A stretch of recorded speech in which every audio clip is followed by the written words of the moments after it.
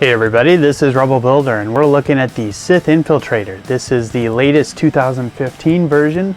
This set has 662 pieces. And if you're new to my channel, please hit that subscribe button. This is the fourth version they've done of this ship, and each time it's gotten better. I think this one turned out really cool.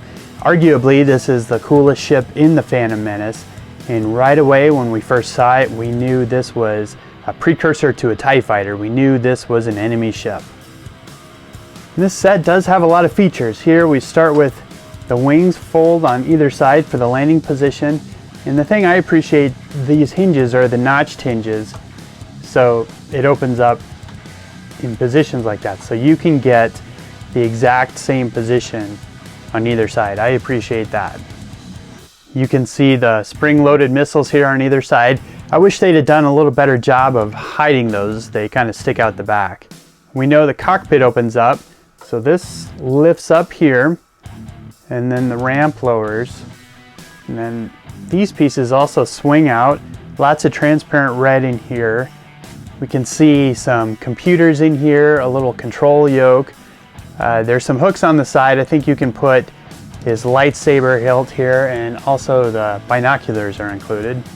And they really did feature the back of the ship in the Phantom Menace, so you can tell that was a point of emphasis when they were building it, that they wanted to do lots of detail back here and make sure they got it right. And we look at the front of the ship, and there's this big panel that opens up here, and what is in here is actually the probe droids. And then back here, these panels flip open like this to reveal his little speeder bike. And although this wasn't a feature in the movie, they kind of wanted to do something with the front of the ship here, so they added this feature here. There's this little lever. We pull that back, and this hatch opens up, and the probe droids fall out. Another feature here on the bottom, the landing skids do tuck back up and fold away.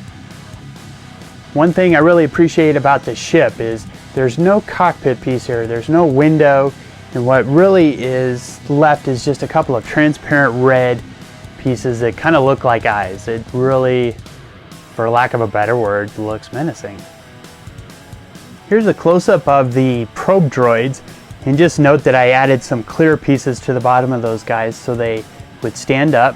A really simple little construction, but they captured the look pretty well. I like the transparent blue pieces in the front, and they've got those black radar dishes on the side.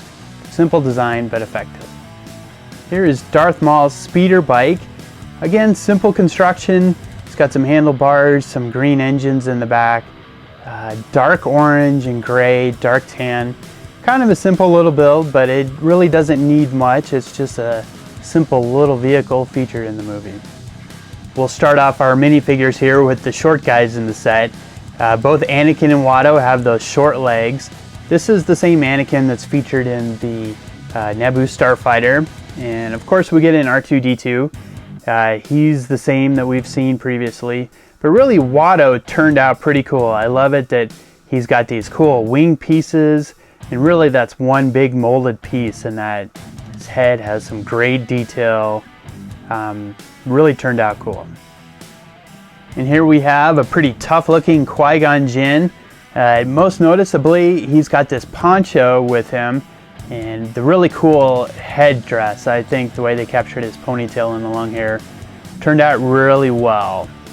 And here he is without the poncho, and I flipped his face around too. You can see this version, he's kind of got that Qui-Gon Jinn smirk. I like this side.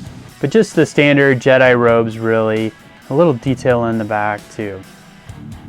Here we look at the star of the set, Darth Maul, and this guy is kind of controversial. From what I've read, people aren't really happy with him.